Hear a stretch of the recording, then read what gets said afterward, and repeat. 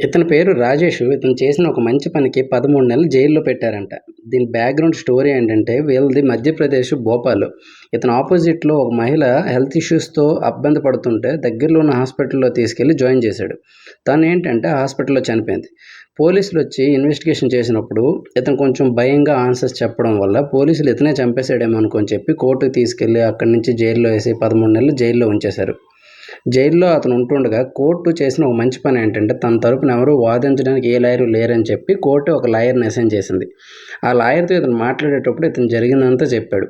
వెంటనే అతను medical report check చేస్తే అందులో హెల్త్ ఇష్యూస్ వల్లే చనిపోయిందని చెప్పి ఆ రిపోర్ట్లో నీట్గా రాసి ఉంది. పోస్ట్మార్టం రిపోర్ట్లో మాత్రం గొంతు కోసి చంపినట్టు ఉందన్నమాట. సో అతను డీప్గా ఇన్వెస్టిగేషన్ చేస్తే తెలిసింది ఏంటంటే పోస్ట్మార్టం టీము తాగేసి పని చేశారనమాట.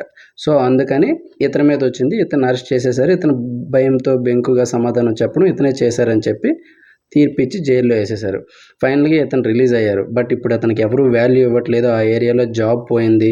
ఆ ఇష్యూస్ వల్ల తను ఇప్పుడు సెట్ అవ్వడానికి చాలా టైం పడుతుందన్నమాట. దీనిపైన మీ కామెంట్ ఏంటి?